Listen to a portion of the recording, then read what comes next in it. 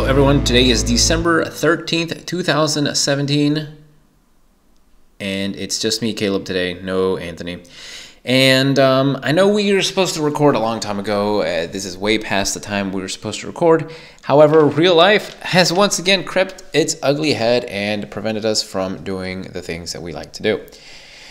Before we get anything done, I want to go ahead and say one thing. This is probably going to be the last episode of this podcast for a while.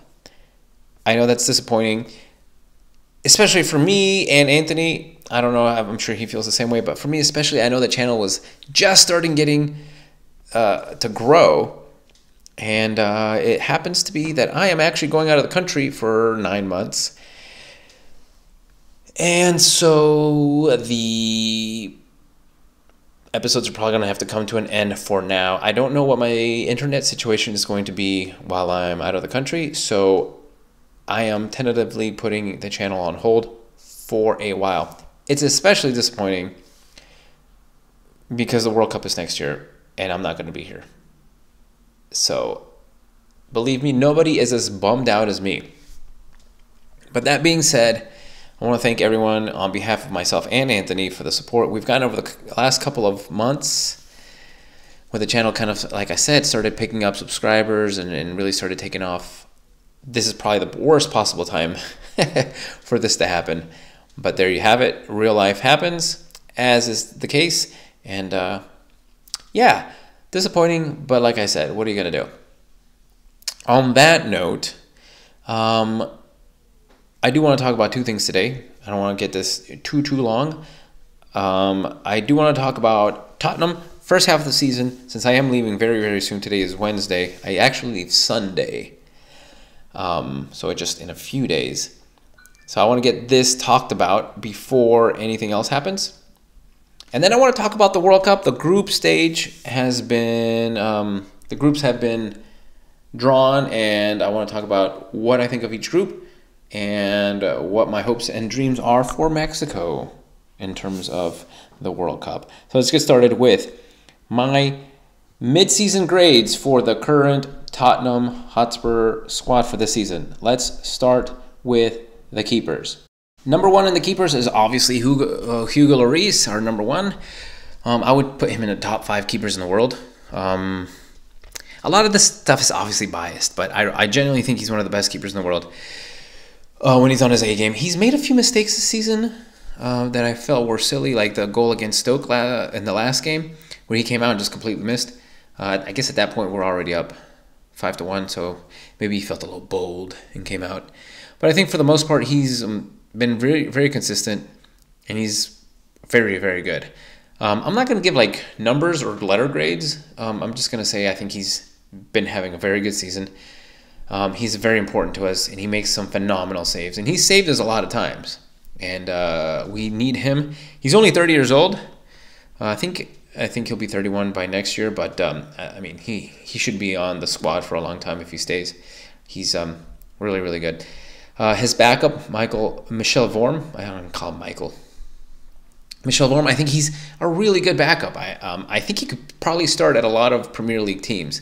And thankfully we have that caliber of a keeper backing up our starter. So I think he's good. He's done well. I know a lot of people, it's hard to be a keeper because you don't play. It's not like other positions where you get rotated in and out game to game. You don't really get that tired playing keeper. You do. I play keeper in my City League team on occasion, and I know you get tired. You can get tired. It's not an easy position to play at all. But you could probably play keeper every single day for a week and be okay, whereas if you want to play other positions every single day for a week, it would be a lot more difficult. But coming in and subbing for a keeper, it's not easy, and you know, you don't get rotated out as often. So whenever he gets a chance to play, he makes the most of it. I think he's a good keeper. I think he's actually really good, and like I said, I think he could probably start for some teams in the Premier League. As far as Paulo Gazzaniga, he's played twice, I believe, only, and both times I thought he did well. Not much to say about that because 2 games is not a very big pool to draw from in terms of, you know, is he good, is he not good? I thought he did well both games. He also has very good defenders in front of him, so it helps. It really does. Speaking of defenders, let's move on to the defenders. I want to go ahead and start with, in my opinion, our best defender and probably one of the top 5 defenders, center backs in the world, Toby Alderweireld. I genuinely believe he is in the top 5 defenders of the world. He is so good. He's not just a very good defending, he's a very good partnership with Jan Vertonghen, and I think that makes him even better. And you can tell our defense is not as good without him. He's been hurt for a while. He won't be back till February, is the latest reports, and we struggle without him. He changes everything. Without him, we have to rotate players out of position. I'm not saying Eric Dyer is out of position in the defense. He's obviously played there before, and he's good at it, but he's not Toby Alderweireld good. We miss him, and it's one of those things where you don't know what you have until it's gone. I think that's exactly what this is. We miss Toby, and we need him back soon. He is one of those players that we just need. So, next up, Jan Vertonghen, Super Jan. I think he's very good as well. He's a little bit older than Toby, and I don't think he's quite as good, but I think he's very good. Now, Toby Alderweireld is he can play with one of those diagonal passes that Michael Dawson used to play back in the day from the back line, and that's another thing that he does that makes him so crucial to the team. He can play those balls across the field from at one corner, left corner to the right forward corner, for example, and just release one of the wingers, something that no other player on our team can do. Jan isn't like that. He's more of a dribbler than a passer. He likes to go forward. Obviously, we've seen him make those runs. He likes to score. I know that he likes to score. I think he and Toby make an incredible partnership in the defense. I think their partnership makes them both better than they would be by themselves. But I still think Jan is a solid defender. He's very important to us. He's getting up there in age, so I'm really glad he stuck around. I think he could have gone genuinely to one of the top teams in Europe 2-3 years ago, maybe even this year. Thankfully, he stuck around, and we're better off with him on the team. Genuinely, really glad that those two are here. And finally, I want to talk about Davinson Sanchez, the signing of the season, as far as I'm concerned, for us. He has slotted in perfectly to our defense, playing in the center of the back three. He's really good. He's calm and composed on the ball. He's very young. He's only 21 years old, but he's really good. I didn't expect him to just sign and then start playing and us switch to a back three and then him just slot in perfectly without a hitch. It has been really good. Unfortunately, he's suspended at the moment, and with Toby also out with injury, it's kind of made us have to shuffle things around, which is unfortunate. So, again, it's one of those situations where you don't really know what you have until it's gone, and I think he's one of those players that we didn't really appreciate, and now he's not here. And again, Eric Dyer is very good at filling in that spot, but he's not as good. And I just think I think Davinson Sanchez is going to be very good, and I'm really glad we signed him. It's been a really good signing. He's still young. He's got a lot of potential. I think he's going to end up being one of the best defenders in Europe in a few years under Pochettino. I really seriously do. Somebody else that's played a couple games now for us center back is Juan Foyth. Again, he hasn't played very many games, so it's hard to say what he is and what he isn't, much like Gazzaniga. But I think he's done well both times he's played. I've seen him both times he played, and I thought he did fine. He's feisty. He likes being on the ball. He defends well. He's got good positioning. He's nothing spectacular. Again, he's only a kid. He's 19 years old. But he's good. and he can do it. And I think it's good to have both of those guys, because I think moving forward, when Jan and Toby kind of get older and have to move on with their careers or their lives, it's good to have those two already playing together, which is going to make a good partnership, much like Jan and Toby. I think that's very important. All right, let's move on to the backs, the wingers. Let's start with Kieran Trippier. I think he has made Kyle Walker's departure a lot less bad, because he's a better defender than Kyle Walker. He's a better passer than Kyle Walker. He's definitely a better crosser than Kyle Walker. He's not as fast as Kyle Walker, but that's okay, because he's not out of position as much as Kyle Walker. I'm not going to say Kyle Walker isn't missed. I think that would be very foolish of me to say, and it would just be obviously me speaking out of emotion. I think he's missed, but I don't think he's missed as much as he could have been if Kieran Trippier weren't as good as he is. Kieran Trippier is definitely a better defender, and I think maybe Kyle Walker would have been a better winger, maybe right midfielder, attacking winger type player than he was a defender. The only asset that he really has is his speed. I don't ever think Kyle Walker really grew into the defensive role like Kieran Trippier has. And he definitely doesn't cross as well. So, do we miss him? Sure. I never wanted him to leave. I didn't think he had a great attitude. I didn't think he was a great defender. But I always liked him. But are we better off? I think we might be. I think we might be better off overall. So there you have it. I think Kieran Trippier has had a really good season, and he's definitely an asset both going forward and defending. The other right back is Serge Aurier, new signing. I really like him, but I completely understand that he's not the finished article by a long shot. He's very raw. Sometimes he does some stuff that's just unbelievably amazing. You're like, how can a human being do that? That's so cool. And then he does some really stupid stuff. He's gotten sent off, I think, a couple of times now with really bad tackles. He gets out of position because he makes sliding tackles that he just absolutely misses, has no business making those tackles, and he just misses it entirely. So he leaves his defenders, his teammates, in a vulnerable position. On the other hand, sometimes he makes some tackles that are just unbelievably good. Sometimes he's made a couple of really, really good tackles. He's given away a couple of PKs, I think maybe one. And the cards that I said already got suspended. But I think he's raw, and I think he's going to be very good. I think he's going to be very, very good.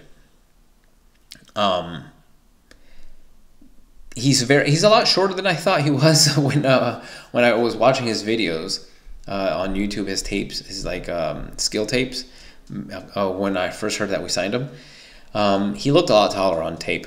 I don't know, on video, but he's a lot shorter, and he's a lot slower than I thought. But I'm a fan. I know he's not very good right now. I would actually, if I were going to grade him, I'd give him I'd give him an average grade, like a C minus, probably. But I think he's got potential. I'm a fan. I think he's going to do good things. I think we just have to give him a little bit more time, and I think we just have to be a little more patient. But I think eventually he's going to be good. I think he's going to be very, very good, actually. With Kieran Trippier already 27 years old, he's only 24. He's got the future ahead of him, and I think if we hold on to him and he becomes the defender that Danny Rose was not, which is a good transition. Danny Rose used to suck, and Pochettino made him into a better defender. I think he can do the exact same thing with Serge Aurier.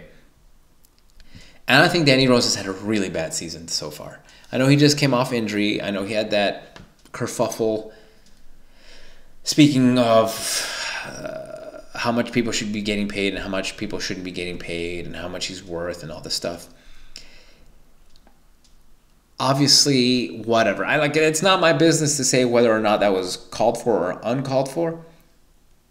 All I want is for him to play well. And I know he's trying really hard. But I don't think he's the same player he was last season. And I get it. He's hurt.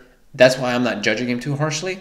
I'm giving him this season, I don't want to say as a pass, but I expect him to start picking it back up in the second half of the season. Otherwise, he's getting paid exactly what he's worth.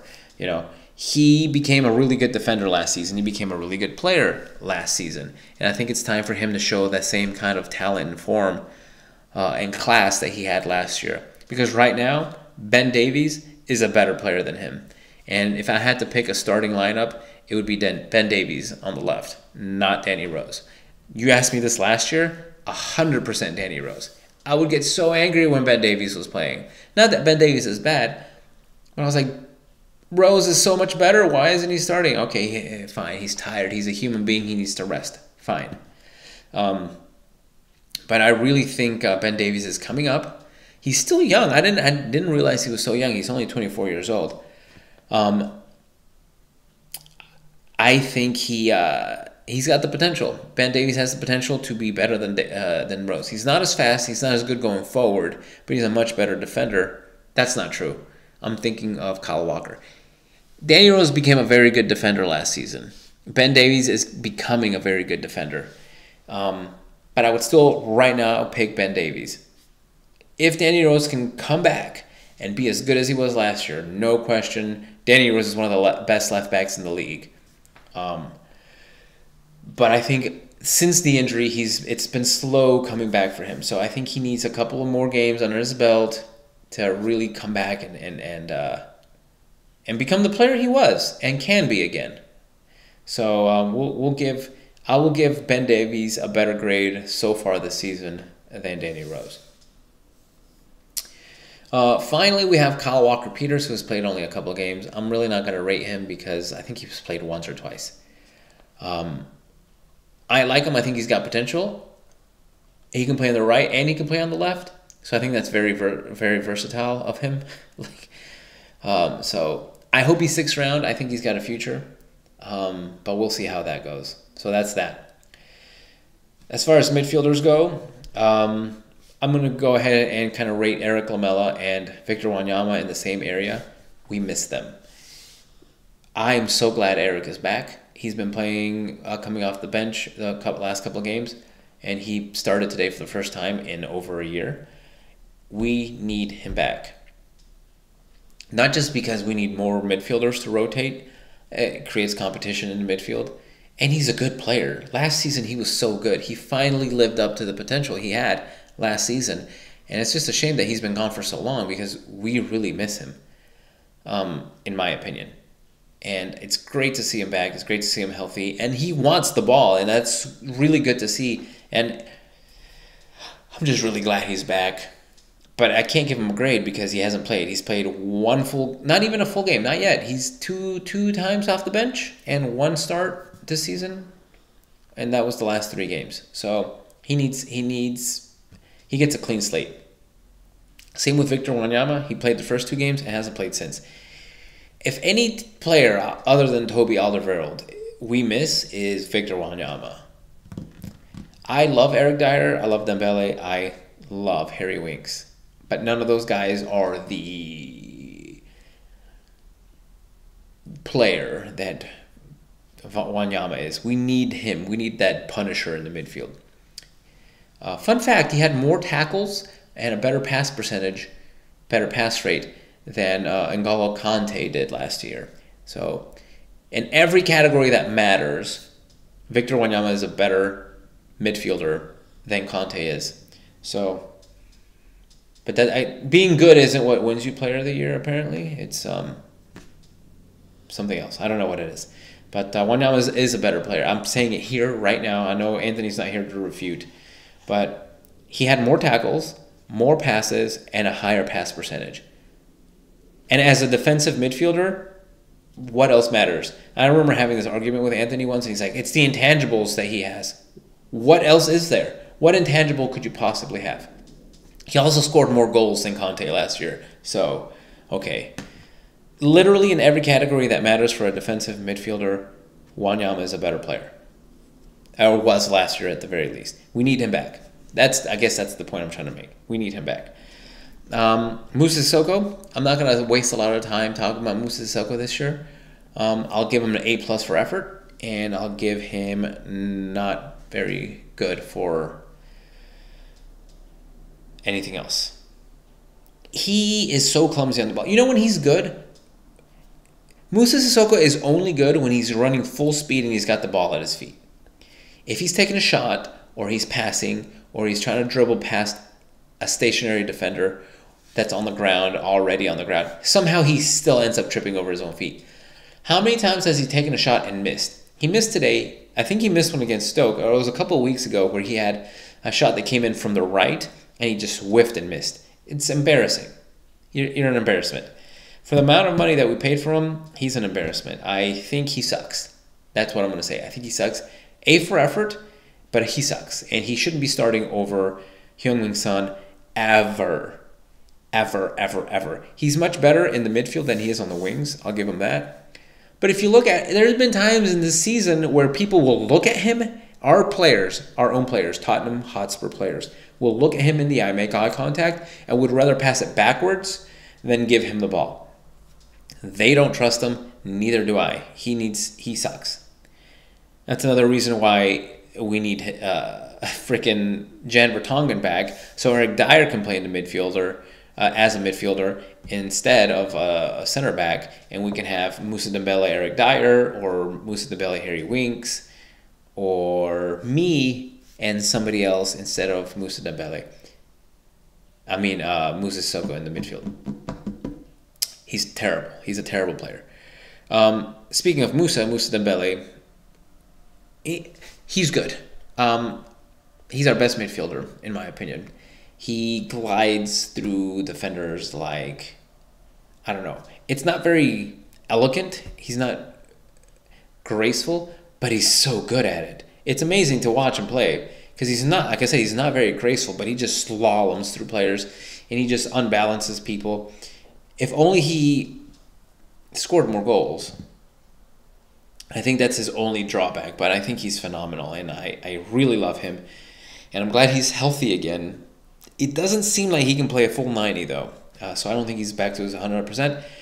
I don't know if he's ever going to be 100% again. He's already 30, and I don't know if that means he's just not going to have it anymore. Eric Dyer, the most versatile player we have. Can play right back, can play center back, can play midfield. Where would we be without him? I don't know. And I feel bad for him because I feel like he doesn't have a starting lineup with our strongest 11. I don't think our strongest 11 includes Eric Dyer, but without him, we would be lost because he's so versatile, like I said. Right now, he's playing center back, and he's doing a great job. Yeah, the United beat us. Manchester United beat us because he kind of fell asleep defensively, and it was his fault. And that's the only reason we lost those 3 points. We could have had the one. But you really have to nitpick to find those situations where he wasn't good. Because he's really good at reading the game, and I think he makes a better midfielder, defensive-minded midfielder than he does center back. But I think he's probably, it's difficult to say, but he's probably our most important player. And I know that's a bit of a stretch because there's that one guy called Harry Kane that plays on the team, but I genuinely think he's our most important player. Let's talk about Harry Winks. Still very young, still very raw. I really like him. I like his attitude. I like his work ethic. He has really good vision. He passes really well. However, sometimes he passes backwards when he could go forward. Just today, I was thinking about doing this episode after the game. There were a couple of times today when I just saw him. He looks forward, and somehow he turns around and passes it backwards. And the commentator said something that was kind of interesting. He said he keeps possession for possession's sake, and I think that's true. You're already in the attacking third. Why not take a risk and try to get a through pass or over the top or something that might lead to a goal? Because passing backwards does not lead to a goal. I can tell you exactly what that leads to. Keeping possession, but you're passing it backwards now. The goal is forward, and you're passing it in the exact opposite direction of the goal, that's not going to lead to a goal. It might lead to a play that leads to a goal, maybe, but maybe not. But same thing with going forward. Why not play that ball forward? Why not try to get the ball to Son's feet or Eriksen's feet or Kane's feet instead of passing it backwards to Jan Vertonghen, who's just going to turn around and pass it back to Hugo Lloris. So I think if he was a little more forward, I get that it's good to keep possession because I think we ended up having like 70-something% possession today. But you got to play it forward. I think the crowd was starting to get frustrated with him. But he's still young. He's only 21, so he's still very young. He's got his entire career ahead of him. I think he's going to be a very, very good midfielder. I think he's like Moussa Dembele's heir. You know what I mean? He doesn't have the same ball retention skills that Moussa Dembele has, but he's a very good passer. George Kevin Nkudu, I don't know why you don't give him more chances. I think he's very quick and he's direct. And that's something that no other player that we have has. Maybe Dele Alli, but he's a little too showboaty. I think Nkudu is that direct player that I don't want to start making comparisons. But Gareth Bale was very direct, and that unbalances defenders when people run straight at you. Nkudu does that. We don't have anyone else that does that. We need him. I think he should play more. That's all I'm saying. He doesn't play enough. I can't rate him. And then Christian Eriksen. When he is on, he is on. He's had a couple of off games that really cost us. The Arsenal game is one that I'm thinking of off the top of my head where for the first time I can remember, freaking Mesut Ozil was actually better than him. And I know we sing the songs that, when he plays in the Lily White, he makes Ozil look like poop. But that game was not one of those games. When he is on, he is on. And he needs, I wouldn't say consistency because it's not like he's had a bunch of bad games, but he's had a couple of games, and I think it coincides with our dip in form over the last month where he hasn't been great and we haven't been great. But now he's, I think, a little bit better and we're starting to come back up. Beginning of the season, I thought he was very good. Obviously, with Denmark, that hat trick against Ireland was top notch. But genuinely, when Eriksen is at his best, he's unplayable, in my opinion. Heung-min Son is the most underrated player in the Premier League. He should be starting pretty much every single game as long as he's healthy. The stuff that he can do with his speed, he shoots goals when the ball is, when he's off balance. I don't know how to put it. I know Harry Kane is our number one goal scorer, but Heung-min Son is so underrated, underappreciated, and I think he's my favorite. I genuinely think he's my favorite player on the team. Just in the joy that he has playing the game, how direct. He's also pretty direct. I kind of left him out of that earlier thing with Nkudu. He's very direct. He's very fast. He doesn't give up on the ball. And he can score goals. And he's got good vision. He's the total package. I genuinely think he's very underrated. He's only 25 years old. He can only get better. I love Son. I genuinely love Son. I didn't talk about Dele Alli at all, actually. So let's go back to Dele Alli. He's had a poor season. He's been bad. There's nothing else to say. He's much better than what he's been playing. He's bad. He's bad this year. I don't know what it is. I don't know if it's attitude or, he had a rough start to the season being suspended from Europe. I don't really know. I know I see him paint a very frustrated picture on the pitch as he walks around, being frustrated all the time, taking dives, not being the same player he was last season. I don't like it. I don't like him right now. He's been bad. He's had a bad season. He had a really good game against Real Madrid, being in the right place at the right time, taking the right shots, making the right decisions. The goals he scored were lucky, let's be honest.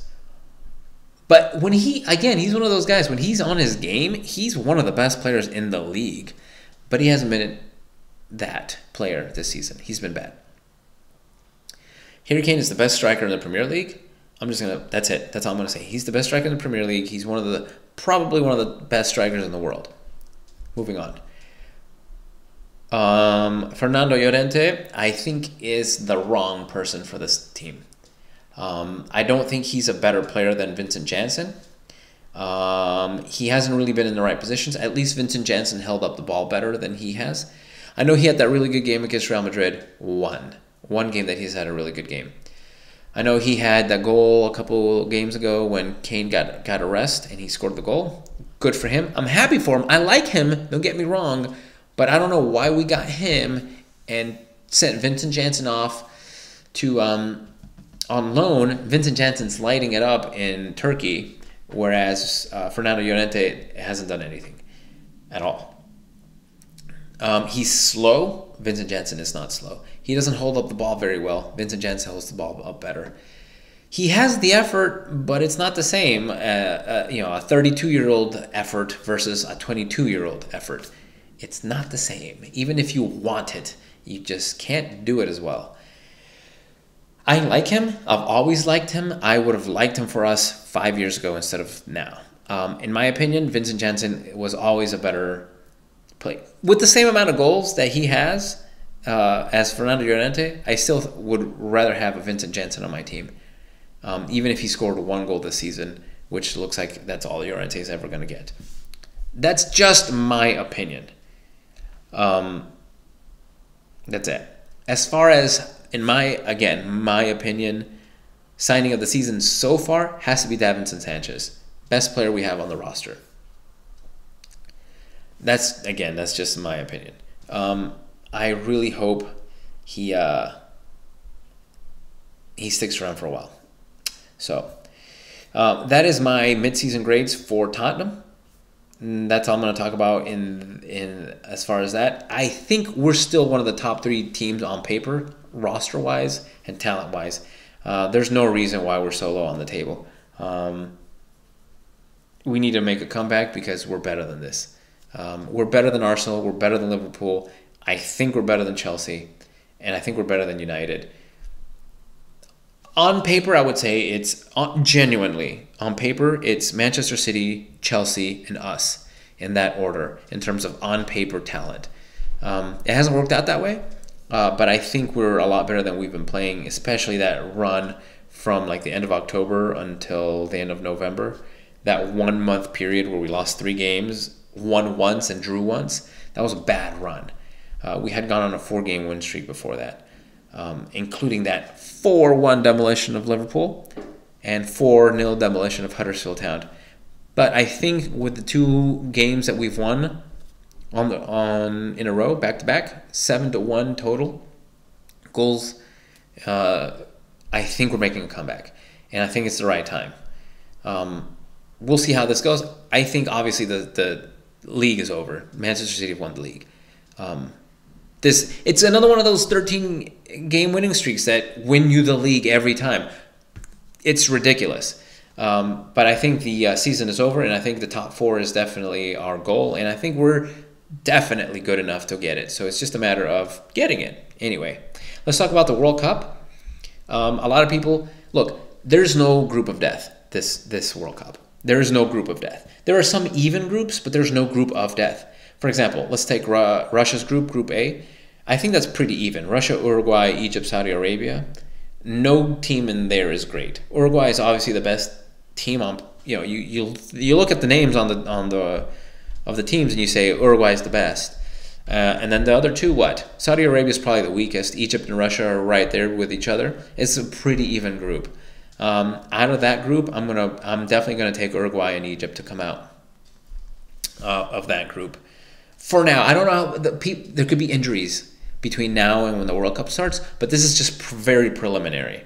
I think Uruguay and Egypt come out of that group. Portugal, Spain, Iran, Morocco is not a very balanced group. It's definitely going to be Portugal and Spain.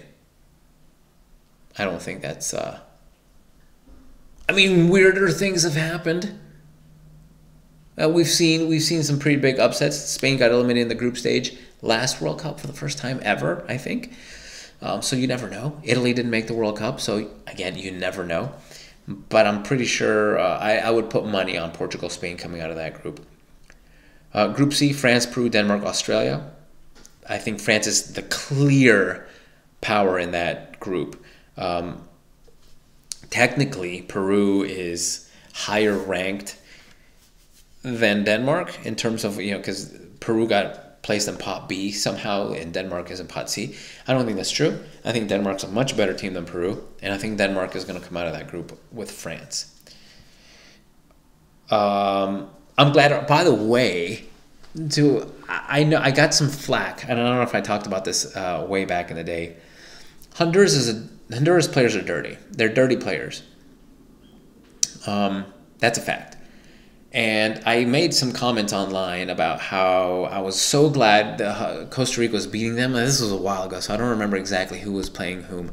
But I think Costa Rica was beating Honduras, and I was very glad they were getting eliminated. And I got really nasty comments from Honduran people here that were just making some really rude, obnoxious, horrible comments to me. I don't mind because I'm not a baby and I don't get offended. But they were making some really nasty comments at me, saying like, "Oh, I don't know. I'm not even going to say what they said." I thought we would eliminate them because they played Mexico next. I thought we would eliminate them at their home, and it was just going to make me so glad. We ended up tying them, I think, which kept them alive.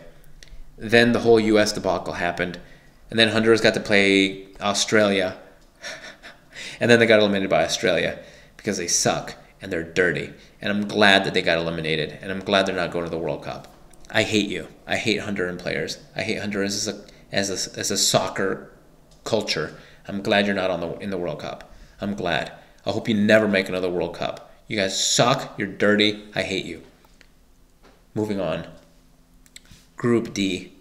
Argentina, Croatia, Iceland, Nigeria. I know a lot of U.S. fans are cheering for Iceland because it's the smallest country to ever make the World Cup. That's great. I'm all about the underdog. That's why I picked Tottenham as my team of choice. I don't know. This is a tough group. There's no way Argentina should be in Pot A, by the way. They barely qualified for the World Cup. Barely. Yes, they have the greatest player to ever play the game on the team right now. Ever. Probably of all time. But I don't think they deserve to be in Pot A. I don't think they're... It's based on their FIFA rankings, which we all know are crap. But I don't think Argentina deserved to be in Pot A. I think they deserve to be in a tougher group. I'm not saying Croatia isn't tough. I think they're not as good as everyone thinks. But I think this is one of those pretty easy groups where I think Argentina and Croatia come out. I think Nigeria is definitely going to give people trouble. And I think Iceland's just happy to be there. So that's that. Group E, Brazil, Switzerland, Costa Rica, Serbia. Brazil are going to win all 3 games easily. As for the others, I don't know. That, in my opinion, is the most intriguing group other than Brazil. Cut Brazil out of that and you're like, who's going to win? Is it Switzerland? I don't think they're that good. Costa Rica? I think they're going to sneak in. I think they're going to surprise a lot of people. Serbia? Maybe also. But I think it's going to be between Costa Rica and Serbia as to who comes out second. I think Costa Rica is going to do it. And I'm actually pulling for them. I think that'd be awesome if they ended up coming out of that group. So I'm going to go ahead and say preliminarily, Brazil, Costa Rica are the ones that come out of that group. Group F, Germany, Mexico, Sweden, South Korea. People are calling it the group of death because there has to be a group of death, not that the U.S. is not in it. Most people are going to be watching Mexico in this country because most people that watch soccer in this country, I guess, are Mexican. I don't know. So I know Fox Sports is trying to make this into like some sort of drama. I don't think Mexico's the group of death. This is not a group of death. I think Germany's the clear favorite in this group, and I think we're the clear second favorite in this group. Sweden's not that good. South Korea's not that good. Case closed. Yes, Sweden has Zlatan. Fine. South Korea has Heung-min Son, and I really want him to do well, but I just don't see us losing to either of them. I think we're much better than South Korea, and we're much better than Sweden. And Germany's much better than us. So I think it's a huge gap between 1 and 2, and a huge gap between us and Sweden and Korea. So no, not group of death. I think it's going to be pretty easy. We're going to get out of this group. Group G, Belgium, England, Tunisia, Panama. Again, not a group of death. A very easy one too. Belgium, England. easily the two teams that are going to come out of this group. Congratulations to Panama for making it. Tunisia haven't made a World Cup in a long time. But I think they're going to get their butts kicked. And finally, Group H. Poland, Colombia, Senegal, Japan. I think Poland is overrated. I don't know how in the world they're Pot A, where Colombia is a much better team than them. I think Colombia overrated too. I don't think they're as good as people think. Senegal's not good, and Japan is not that good either. This is another very even team because none of the teams in this group are very good. You look at the thing, and I think Colombia is the best team in the group. I think Colombia gets out of this group as number 1, and I honestly don't know who comes out as number 2. I genuinely don't think Poland are that great. I think if I had to pick like a group where I think there might be a quote-unquote upset, is going to be this group. I think Senegal gets out of the group with Colombia. I don't think Poland make the group. I know they have Lewandowski and everyone's like, oh, wow, he's the best striker in the world. Maybe he is, maybe he isn't. But I don't think he's going to be enough. I don't think he's going to be enough to tip the scales in Poland's favor. So there you go. That's my opinion. I don't expect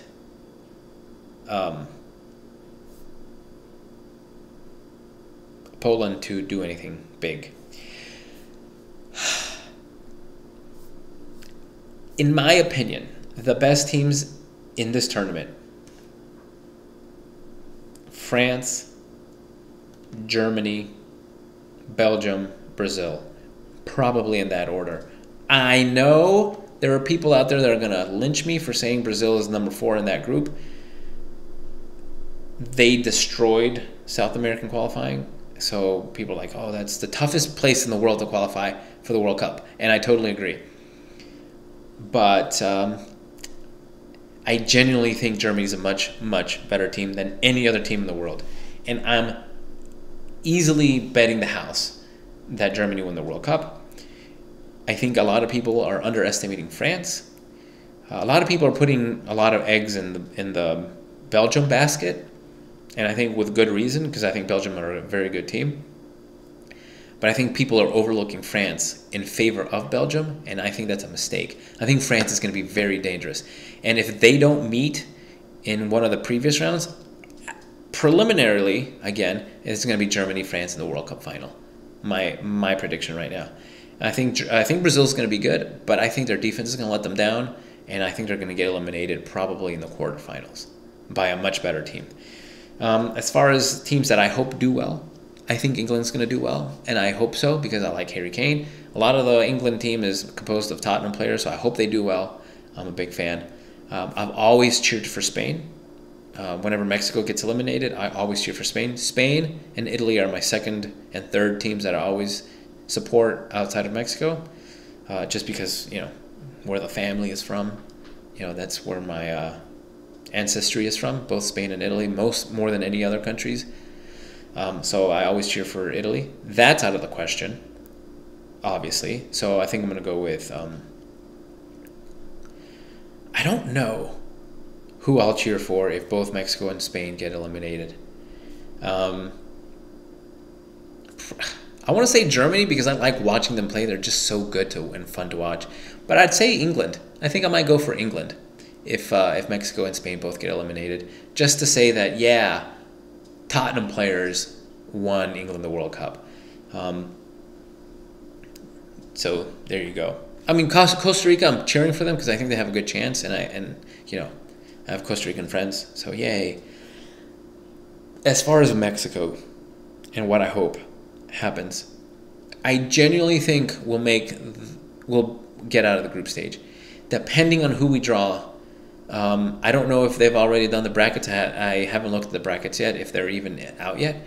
But depending on who wins the group, because we're not going to win our group. It would take a miracle for us to win the group. So depending on who we get as the group winners from the other group, we may not make that other game. We've always wanted that extra game to make it to the next round, the round of 16. I don't know.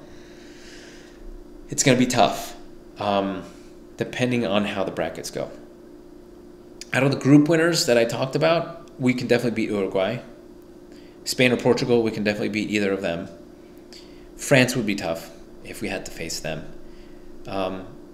Argentina, this Argentina team, I think we could beat Croatia as well. Brazil would be tough. I think there are 4 teams in the world that are like a class above everyone else, and I think Brazil is in the lower tier of that class, but there is still a class gulf between those top 4 teams and the rest. So I think Brazil would be tough to beat in an elimination game. I think in a group stage game, we got them. We can draw them easily. I mean, we did it 4 years ago. At home, at their home, we gave them, I think, one of the best games in the tournament. But in an elimination game, round of 32, round of 16, I think it would be very tough to beat Brazil. Although Brazil don't... I don't know. Forget it. I was gonna say they're not very good in Europe, but I mean, no South American team has won in Europe. So I don't think the World Cup in Europe, I don't think that's ever been the case. It's always been a European team in Europe. But I think it would be a very tough game for Mexico. Belgium or England, I think Mexico could do. And Poland, Colombia, Senegal, Japan, any team from Group H. If we get paired up with anyone from Group H, I would put Mexico as a favorite. So I think anyone out of Group A, anyone out of Group H, and that's it. Clear favorites for us. The other groups would be tough or just undoable. France would be... I don't think we can beat France. I don't think we can beat Germany if we face them later on in the tournament. And I don't think we can beat Brazil. So those are the 3 teams that I think are far better than us and that would, beat us if we face them. So I think realistically, depending on who wins the group that we get matched up with, we definitely get out of this group. Definitely make it in second place. And depending on who we get, we could definitely make that extra game that everyone wants, round of 16. Again, this is all preliminary because anyone could get hurt between now and then, or players could get in form right at the end of the season at the next April, May, and you never know. But anyway, that's what I think. So yeah, that's gonna be it. That's gonna be it for this. Like I said, again,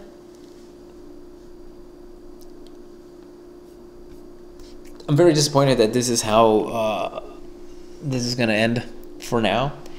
If I have good internet down there and I'm able to post episodes, I'll try to do so. But as of right now, I want to say thank you to all our subscribers and listeners. Please do, however, follow both Anthony and I. We share an account on Twitter. The Rivals Pod. I think it's what. Let me pull it up real quick. I think it's at. Let me see. Hold on. I just go ahead and tell you. Oh, I'm not even logged on. Fool. I think it's. Well, now I don't know. The Rivals Pod. I think is what it's called.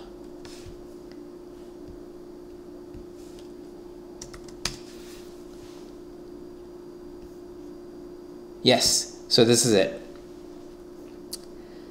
It's at The Rivals Pod. TheRivalspod. That's on Twitter. We are at The Rivals Pod.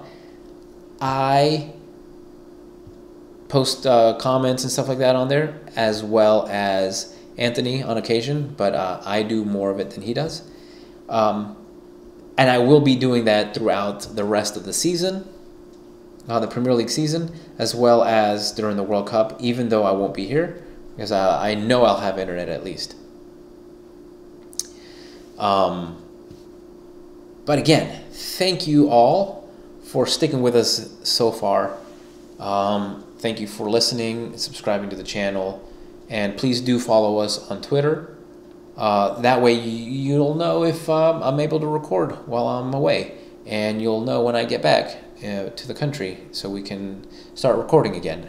I should be back September of next year, so look forward to that. Anyway, once again, thank you for listening. Follow us on Twitter at The Rivals Pod, And enjoy the World Cup, everyone. Goodbye.